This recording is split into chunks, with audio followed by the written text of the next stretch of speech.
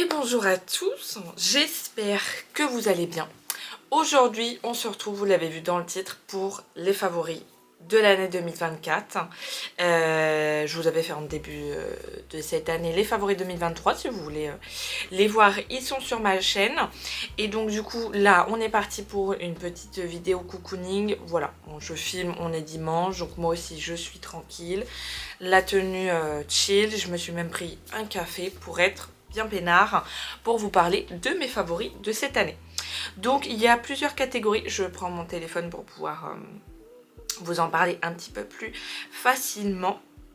Donc il y a plusieurs catégories, comme d'habitude il y a pas mal de médias, séries, films, animés, musique et puis tout le tralala. Donc on va voir ça ensemble. Donc c'est parti, on commence avec les films. Donc la première série, c'est quasiment la dernière qu'on a vue cette année, c'est Black Doves avec Keira Knightley, je crois, je sais plus comment ça se dit, de Pirates des Caraïbes, et l'acteur, je sais plus comment il s'appelle, de James Bond, celui qui fait Q.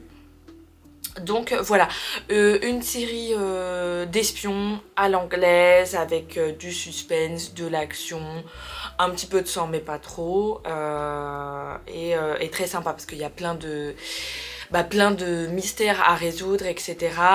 Avec du coup, selon le synopsis, une ancienne espionne en fait qui doit reprendre un petit peu du service mais de manière un petit peu plus prononcée que d'habitude. Donc voilà, ça très sympa, mini-série, bon c'est plus très mini avec Netflix maintenant, mais je crois que c'est 8 épisodes de 1 heure, un truc du genre, donc et franchement il y a tellement de suspense à la fin de chaque épisode qu'en fait on a envie de les enchaîner, donc franchement très sympa, mais bon, comme tout le reste de mes favoris. Très rapidement, je me suis refait l'intégrale de NCIS Enquête spéciale, comment dire, depuis février. C'est vrai que ça allait un petit peu plus vite quand j'étais au chômage, mais ce n'est plus le cas. Donc voilà, je me suis refait l'intégrale, une valeur sûre à mettre en fond ou à suivre ou devant le repas, ce genre de choses. Donc voilà, je me suis refait l'intégrale. Je n'arrive pas à trouver après la saison 19 sur les plateformes, donc j'attends que ça arrive quelque part. Mais sachant que la 22 est en cours de diffusion, donc voilà, j'ai le temps malheureusement de devoir venir. Aussi qu'on a adoré, toutes les séries dont je vous parle, je les ai regardées avec monsieur, hein, sauf NCIS, mais j'en regarde très peu toute seule, surtout depuis que je travaille. Tokyo Vice, donc la saison 2 est sortie cette année, mais la saison 1 date de l'année dernière ou de 2022. Mais trop bien, c'est un journaliste, comment dire, américain qui parle japonais et qui est embauché dans un journal au Japon. On est immergé du coup dans toute la culture japonaise, comment ça fonctionne avec la mafia des yakuza, comment ça fonctionne aussi le travail là-bas, tout ce qui est aussi vérité de la presse, censure de la presse, et puis voilà, on a un petit peu de sexe, un petit peu d'aventure, un petit peu de romance. Pas mal de mystères parce qu'il y a aussi une enquête à résoudre aussi là-dedans, donc excellent. La saison 1 est de 8 épisodes et la 2 de 10 épisodes, et franchement excellent. Coup de cœur sur l'acteur qui joue Sato, si vous regardez la vidéo, c'est le japonais, sublime. Mais bon, on ne regarde pas les séries pour ça. Voilà. Comment ne pas parler de 2024 sans parler de Squid Game. Donc là on est actuellement sur la saison 2, hein, au moment où vous verrez la vidéo, courant janvier. La saison elle est sortie le 26 décembre, truc du genre. Donc voilà, je pensais que ça allait être du réchauffé, mais en fait c'est excellent. J'aurais pas dit, mais ça tient vachement la route et tout. Vous avez dû voir je pense les teasers et tout le tralala, mais voilà, le personnage est de retour dans le jeu, et franchement ça tient grave la route. Il y a encore pas mal de mystères, de suspense, un petit peu de violence, mais comme la première saison en fait dans le jeu. Enfin c'est pas que c'est violent, mais c'est un petit peu gore quoi, enfin non c'est pas gore non plus, mais il y a du sang. Mais si vous avez vu la saison 1, c'est des jeux où clairement il n'en restera qu'un quoi. Donc donc voilà. Mais saison 2 tient grandement la route. Sans spoiler, ils ont annoncé sur les réseaux qu'il y allait avoir une saison 3. Là par contre je suis un petit peu plus sceptique, j'étais déjà sceptique sur la saison 2, mais à voir la 3. Mais franchement voilà, excellent. Cette année il y a eu pas mal en fait de seconde saison ou saison 4 ou des trucs comme ça.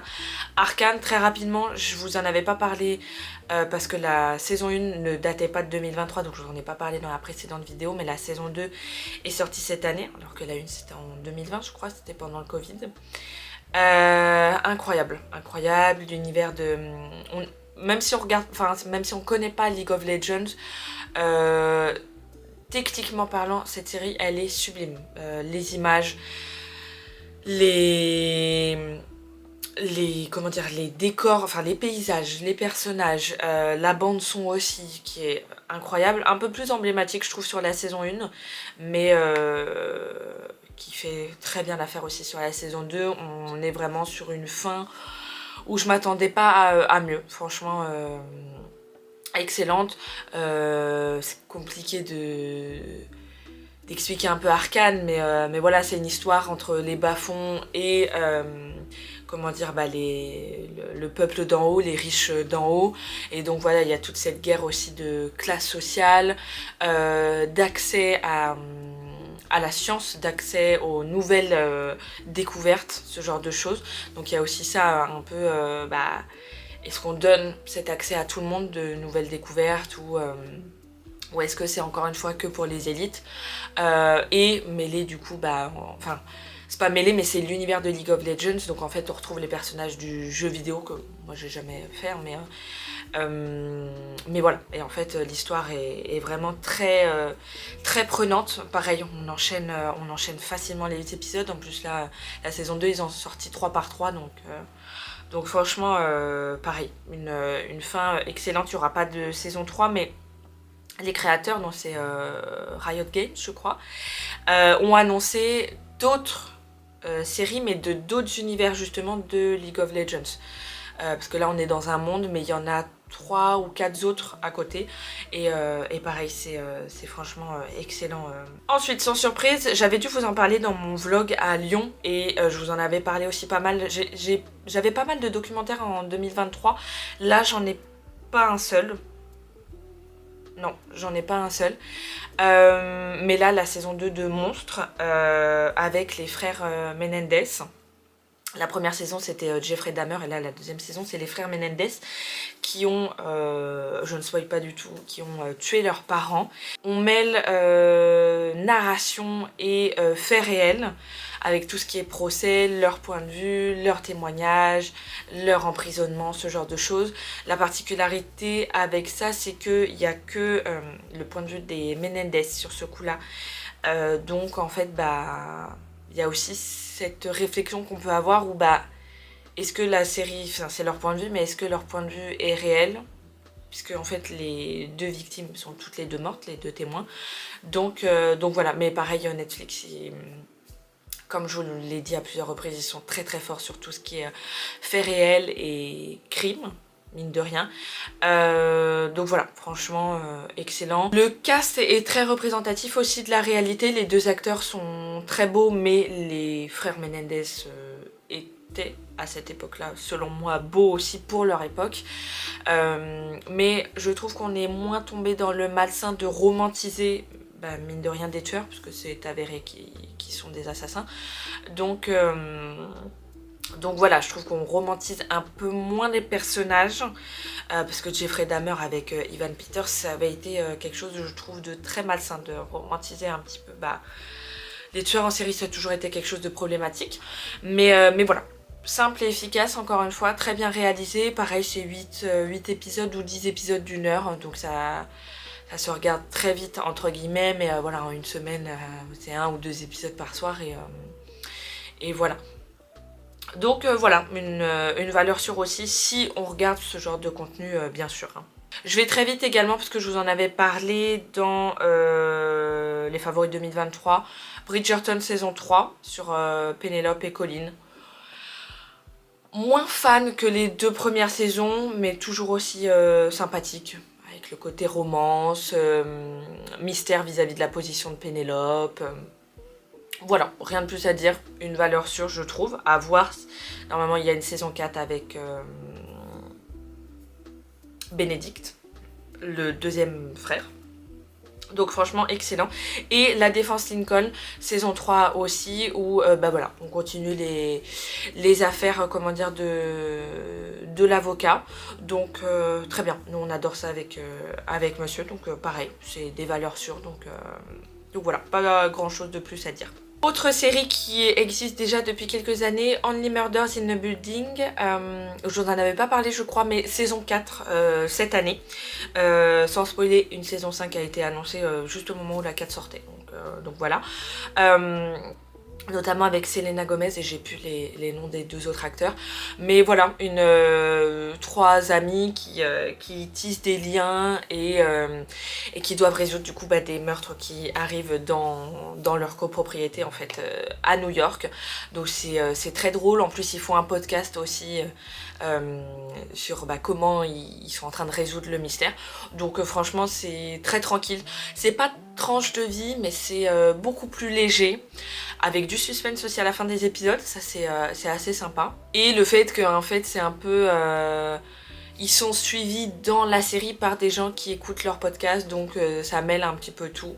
Et voilà, un truc policier, enfin policier, oui, un truc de crime très chill, mais où il y a vraiment une résolution d'enquête, donc pareil, ça c'est une valeur sûre. Il y a 4 saisons pour l'instant si vous voulez regarder, donc excellent, moi j'adore, j'ai déjà hâte de voir la saison 5.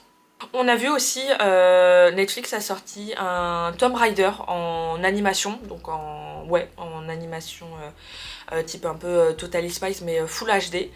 Très sympa, rien de bien compliqué, un Tomb Raider, donc il y a une aventure, il y a des décors, le côté HD aussi dynamise pas mal l'image. Donc voilà, pas grand chose d'autre à dire.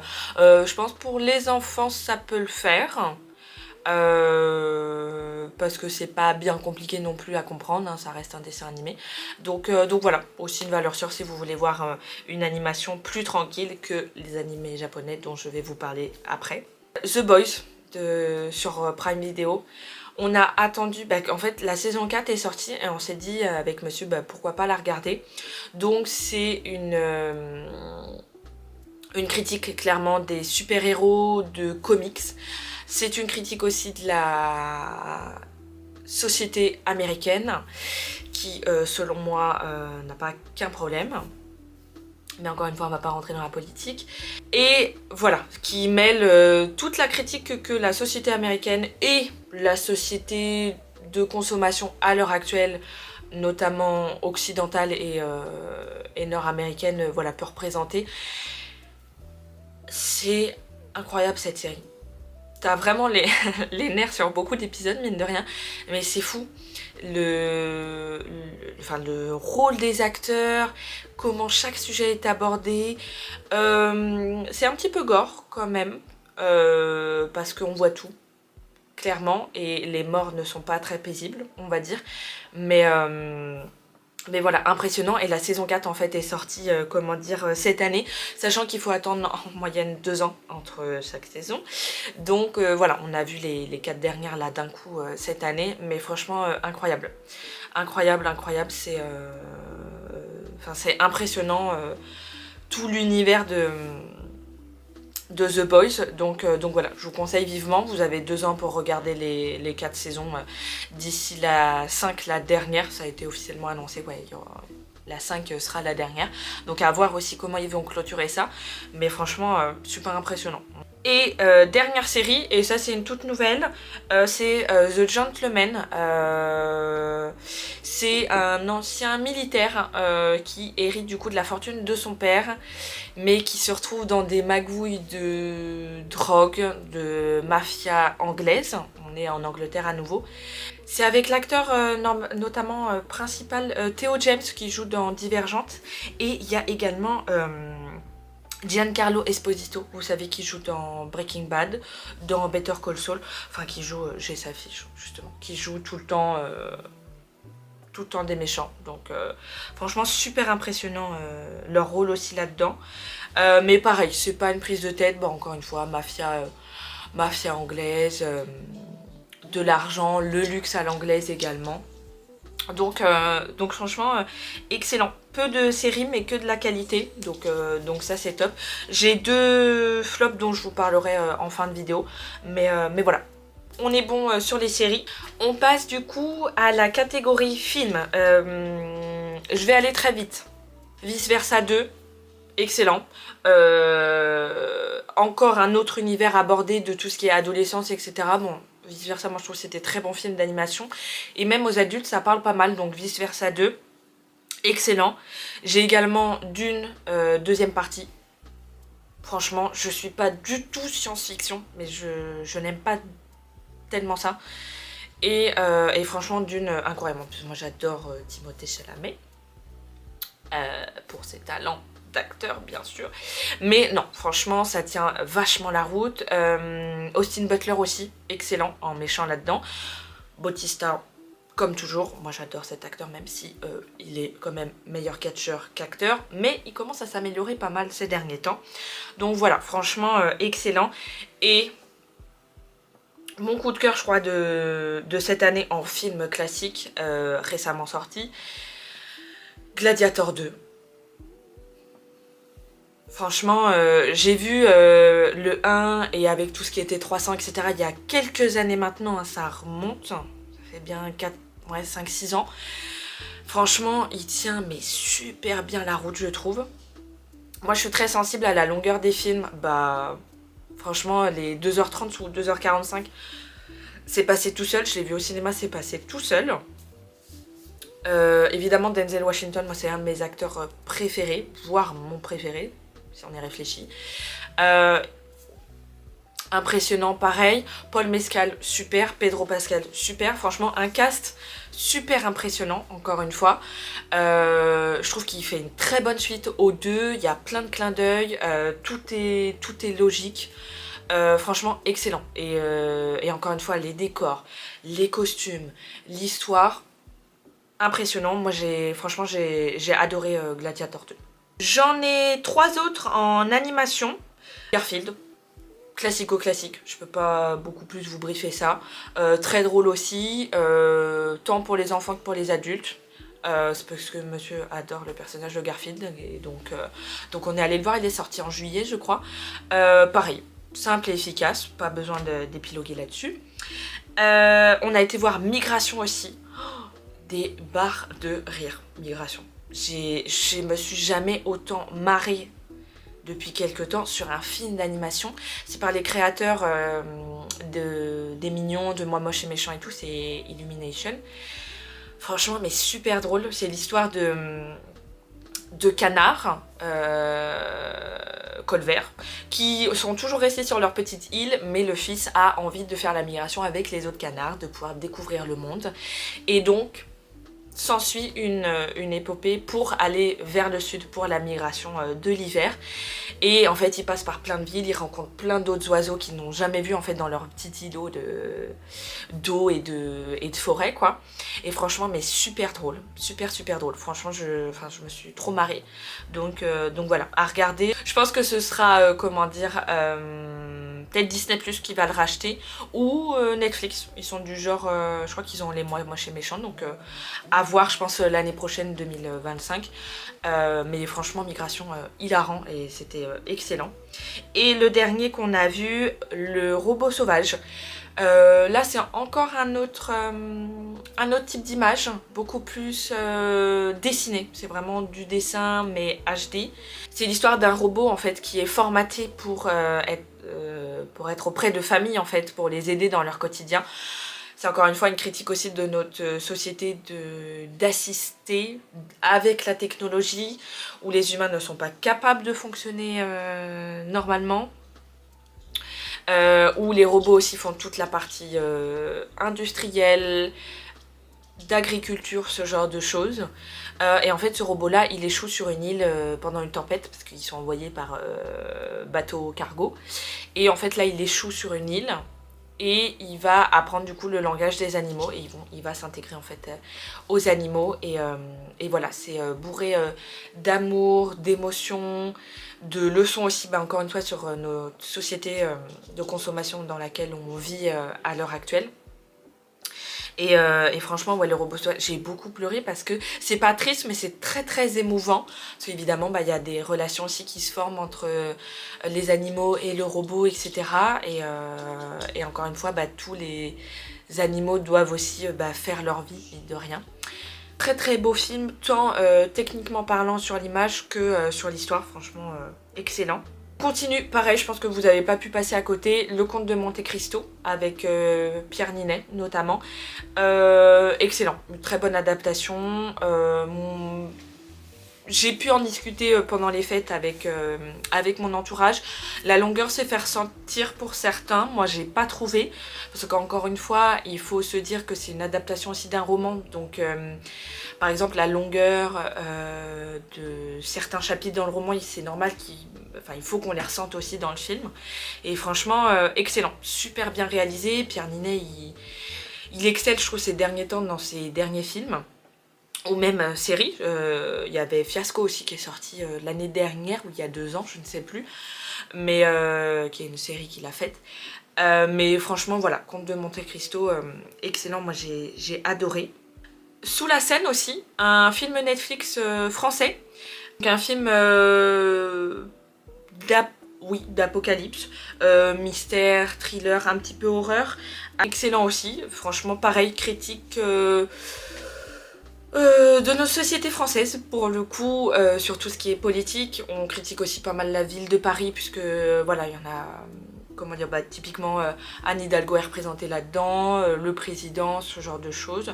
Ça critique aussi bah, voilà, tout ce qui est presse, protection aussi de la population, ce genre de choses, mais ça parle aussi beaucoup politique. Et donc excellent. Il n'est pas très long en plus, donc il se regarde 1h40. Voilà, j'ai l'affiche. Donc franchement, voilà, il se regarde très simplement. Donc sous la scène, il y a une histoire de requin. Donc faut pas avoir trop peur, entre guillemets, des profondeurs. Moi, je suis pas très à l'aise avec les profondeurs marines. Rien que d'y penser, ça me donne des frissons. Mais là, on est dans l'eau trouble de Paris, mais voilà, on est sur quelque chose de pas trop effrayant, on va dire. Un film de requin, un peu d'apocalypse, de mystère et tout le tralala. Simple et efficace, encore une fois. Et le dernier film, nouveau film de cette année, Jury numéro 2. Le dernier, je pense. Enfin, oui, le dernier, de Clint Eastwood. Jury numéro 2 avec cet acteur-là, dont j'oublie à chaque fois le nom, mais dont on l'a revu récemment, comment dire, dans un autre film, mais qui n'est pas de 2024, avec Nicolas Hoult, comment dire, qui joue numéro 2. Et le synopsis, du coup, c'est: alors qu'un homme se retrouve juré d'un procès pour meurtre, il découvre qu'il est à l'origine de cet acte criminel. Il se retrouve face à un dilemme moral entre se protéger ou se livrer. Donc on sait clairement que c'est lui le coupable, mais il est aussi juré dans cette histoire. Donc voilà, et il est 2h, enfin 1h55, 2h, donc franchement très sympa, une bonne fin je trouve pour Clint Eastwood en tant que réalisateur, donc voilà, je vous conseille vivement. Cette année on a regardé pas mal de vieilles sagas que j'avais pas forcément vues, donc Die Hard avec Bruce Willis, on a regardé James Bond aussi, ceux de Daniel Craig, l'intégrale de Fast and Furious parce qu'on a réussi à choper le dernier, donc le dernier de tous les Fast and Furious, et la saga John Wick, que franchement je pensais pas aimer autant, mais franchement j'ai adoré. Parce que c'est du combat, mais en même temps il y a de la chorégraphie et tout. Et moi j'aime bien quand les chronologies aussi sont que d'un film à un autre. Enfin dans John Wick en fait il y a 4 films, mais il se passe je sais pas, une semaine quoi. Donc John Wick excellent. On est bon pour les films, on va pouvoir passer aux animés japonais et promis, je vais être un petit peu plus rapide que la précédente vidéo des favoris. Tokyo Revenger, alors la dernière saison date de 2023 mais on a regardé cette année avec monsieur. Pareil, ça parle des yakuza, des jeunes qui intègrent des gangs comme ça au Japon. Mais en fait ça mêle le fait qu'il y a un personnage, pour sauver sa petite amie du présent, donc le style 2024, il retourne en 94. 20 ans plus tôt ou 15 ans plus tôt, je sais plus. Et en fait, il fait des bonds et tout dans l'avenir pour justement anticiper en fait le décès de sa petite copine. Et c'est plein de, pareil, d'émotions. Il y a un petit peu de violence, mais bon, on sait qu'on regarde un truc de Yakuza, donc c'est un petit peu prévisible. Donc voilà. Carnet de l'apothicaire, pareil, un petit peu plus tranche de vie. On est dans le Japon féodal, où on suit du coup une apothicaire qui est auprès de la cour impériale.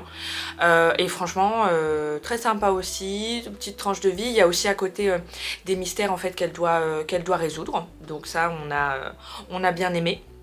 Beastars, saison 3, partie 1, où là, pareil, on a une critique de la société, mais à travers les animaux, en fait, où il y a un peu cette cohabitation un peu compliquée entre herbivores et carnivores.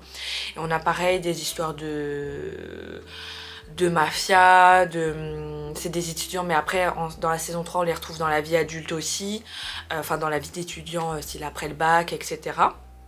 Donc, très sympa. C'est une très jolie animation aussi, c'est réalisé par une femme en plus, Beastars, mais qui aborde quand même pas mal de sujets de société. Donc voilà, on parle aussi des hybrides dans cette saison-là, donc franchement, en tout cas la partie 1 tient très bien la route. Il y aura juste une partie 2 et après c'est terminé, qui devrait sortir courant de 2025. Mais Beastars, on aime beaucoup avec monsieur. L'événement, j'ai envie de dire, parce que je crois qu'on en a énormément parlé sur les réseaux, c'est Kaiju numéro 8. Et donc c'est une histoire, pareil, au Japon, où ils doivent combattre des monstres un petit peu extraterrestres, mais qui ne sont pas doués de cerveau. Donc en fait c'est juste des grosses bestioles qui font beaucoup de sang et de dégâts, on va dire, matériels, mais qu'il faut tuer. Et ils vont faire face en fait à d'autres types de démons. Et le fait est que le personnage principal, qui est un des membres des forces armées pour combattre les kaiju, est lui-même un kaiju. Donc c'est un petit peu compliqué. L'opening, la chanson est incroyable de Youngblood, c'est Youngblood qui l'a faite, mais voilà, excellent. On n'a pas l'habitude de ce genre de dessin, c'est très, allez hop, 3 traits, hop, il y a très peu de détails, etc. Mais ça reste super coloré et les combats sont super impressionnants. Donc Kaiju numéro 8, excellent aussi. Autre phénomène de cette année, sans surprise, Solo Leveling, qui est par contre, là c'est un roman, je crois, et c'est une adaptation, donc un roman japonais, non, un roman coréen, pardon, mais qui est en adaptation japonaise, si je dis pas de bêtises. Et pareil, ça, on va être vraiment dans un jeu vidéo où le personnage, il pue la merde littéralement, et en fait, il va gravir les échelons, devenir un super combattant, et qui va affronter en fait plein de monstres selon les différents niveaux. Sachant qu'en fait dans cet animé là, dans Solo Leveling, en fait les brèches, donc c'est un peu comme Donjons et Dragons, mais c'est dans la vraie vie. Il y a vraiment des vrais combattants qui vont dans ces brèches là pour la fermer et affronter les méchants et la fermer cette brèche là pour pas que en fait les méchants arrivent dans le monde réel. Donc excellent également. On a regardé également Classroom of Elite. Pareil, une tranche de vie mais avec pas mal de suspense, un petit peu de mystère, des magouilles, des romances, un petit peu de trahison, tout est une histoire aussi d'examen, de faut pas échouer parce que, encore une fois, le modèle d'éducation au Japon c'est encore autre chose, il y a énormément de pression, il y a beaucoup de suicides, il y a beaucoup de burn-out dans l'éducation, mais malheureusement c'est de la culture japonaise aussi de ce côté-là. Mais voilà, c'est plus un animé tranche de vie et qui est, ma foi, très agréable en fait à regarder. Donc ça, très cool aussi. Et je vais très vite du coup sur My Hero Academia, le dernier film et la dernière saison. Incroyable, dernier film qui est, c'est un hors-série en fait de ce qui se passe actuellement, mais on arrive à un stade de la saison, mais ça n'a rien à voir avec les saisons en cours. Et la dernière saison, sans mots. Je crois que j'ai beaucoup pleuré sur cette saison-là parce que pareil, il se passe tellement de choses, c'est impressionnant. J'ai vraiment hâte de voir la fin. Normalement, la fin est annoncée pour 2025. à voir quand. Mais voilà, My Hero Academia, impressionnant. Sachant que j'ai jamais autant pleuré devant un animé que devant Tokyo Revenger. Hein. C'est... J'ai pas compris ce qui m'arrivait, mais trop d'émotions. Mais Emacha, mine de rien, c'est quand même assez impressionnant. Et le dernier film de Demon Slayer, mais le film de Demon Slayer, c'est les 2 derniers épisodes de la précédente saison et les 2 nouveaux en fait de la saison actuelle qui qu'on avait vu en fait ou qui va arriver, je ne sais plus, je suis un petit peu perdue. Mais voilà, Demon Slayer c'est très très beau à voir mine de rien au cinéma, les films sortis au cinéma de Demon Slayer sont sublimes, cette animation elle est vraiment sublime donc voilà, je pense que j'ai fait vite pour les animés, donc on va passer à la suite, c'est-à-dire musique. Ça va aussi aller assez vite, le J, toujours numéro 1 dans mon top Spotify, c'est le prorata est aberrant. Dès que je passe une musique, il y a 3 chansons sur 5 qui sont de Jul, tout album confondu. Et c'est vrai que son dernier album est pas mal, il est revenu un petit peu dans mon cœur. Donc voilà, si jamais vous n'êtes pas au courant ou si jamais vous aimez un petit peu Jul mais sans écouter tout le temps, je vous conseille de vous pencher dessus. L'instrumental est beaucoup plus sympa que les précédents albums, j'ai préféré. Donc voilà. SCH pareil, dernier album, Julius 3 du coup. Super aussi. Coup de cœur pour La pluie qui est super. Et le feat avec Damso. J'ai beaucoup aimé. Je sais plus si c'est Julius 3 ou si c'est son entre-deux d'albums, mais voilà, les derniers sons de SCH excellents et il va falloir que je les apprenne un petit peu plus puisque le 11 janvier il passe à Nantes et on va le voir, donc voilà, il va falloir que je travaille un petit peu la tracklist du S, voilà. Pareil, j'ai saigné Metro Booming et Future, le dernier album, notamment la deuxième partie We Still Don't Trust You. Incroyable. Une instrumentale, je sais pas comment on dit. Je me suis arraché les oreilles sur cet album. We Still Don't Trust You, ça passe quoi 2 fois par jour. Et il a fini aussi dans mon top Future, mon top Spotify. Donc franchement j'ai adoré et dans la même vibe aussi. The Weeknd, j'attends avec impatience du coup son dernier album, Hurry Up Tomorrow. Mais Timeless et Dancing in the Flames, incroyable, donc j'ai hâte de voir la suite. Mais voilà, The Weeknd je l'ai aussi saigné et il fait aussi partie de mon top. Donc rien de nouveau à l'horizon on va dire côté musique. On enchaîne, on est sur la bonne lancée, on enchaîne direct sur les livres. Pareil, ça va aller assez vite. Pour les livres, j'ai continué sur mes sagas habituelles, donc Le chat du bibliothécaire, Hamish Macbeth et Meurtre et pépites. Par contre, j'ai découvert, hop, il est là le livre, j'ai découvert les thés meurtriers d'Oxford, je pense que c'est à l'envers, mais je vous mettrai le lien du tome 1 dans la barre d'infos. Excellent, ça je l'emprunte à la grand-mère de monsieur et là j'en suis au tome 4, je l'ai commencé ce matin et franchement pareil, c'est du cozy murder comme j'aime, donc on se pose pas trop de questions. J'ai également eu le tome 3 de Philippe Boxeau, je vous en avais parlé normalement de ses 2 premiers l'année dernière. Donc là c'est La mort en face. Normalement il en a annoncé encore 2 autres, tellement il a d'histoires à raconter. Mais franchement celui-ci, pareil, excellent dans tout ce qui est histoire de crime. Si vous aimez, voilà, simple et efficace. Et dernier, nouveau livre de cette année, Trembler. Mais là c'est Crime au Japon de Max Sky, du coup je vous avais parlé peut-être des 2 premiers, je ne sais plus, mais en tout cas c'est son 3e livre et pareil, excellent. Les japonais sont un petit peu plus crus aussi en termes de crime, hein. Donc il y a des fois je lisais certaines choses, je me dis oula, quand on s'imagine un peu les images, c'est pas waouh. Mais voilà, franchement super impressionnant. En plus Max Sky lui, voilà, il a toujours des illustrations comme ça. Hop, je veux pas me faire strike, mais voilà, il fait toujours des super illustrations comme ça sur ses pages. C'est un papier super épais et tout, donc très doux lorsqu'on lit le livre.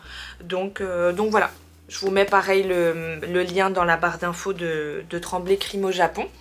Et pour les livres c'était assez rapide parce que je vous dis j'ai pas mal lu mes sagas sinon habituelles. Donc on va passer aux petites choses du quotidien du coup. Pareil pour les petites choses du quotidien, ça va aller assez vite. Déjà ma caméra, que j'avoue, bon j'ai un problème de carte SD, mais bref c'est un autre sujet.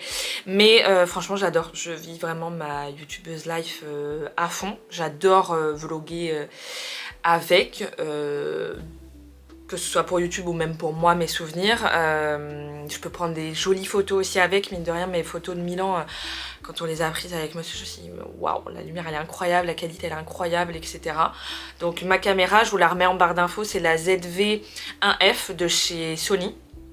Super compacte aussi, donc c'est top. Donc j'ai hâte de vous emmener au Japon avec moi en février, même s'il y a d'autres vidéos qui vont arriver entre temps.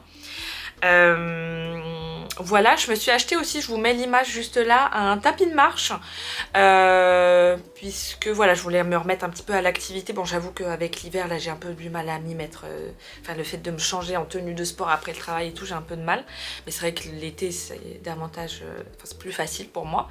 Mais voilà, un tapis de marche que j'ai foutu en fait sous mon dressing, qui prend pas du tout de place, qui fait pas tellement de bruit, etc., que j'ai acheté sur Amazon. Je commande avec parcimonie sur Amazon, mais c'est vrai que les prix étaient quand même avantageux et le poids aussi, mine de rien, parce qu'on vit en appartement, donc il ne faut pas non plus déranger les voisins du dessous. Donc voilà, excellent, je vous mettrai la référence en barre d'infos de celui que j'ai acheté. Et pour Noël, on s'est pris deux petites choses du quotidien avec monsieur. La première chose, c'est la SodaStream, parce qu'on voulait du coup une machine à eau gazeuse. Parce que voilà, d'éviter d'acheter encore des bouteilles en plastique. On veut limiter aussi tout ce qui est achat de soda.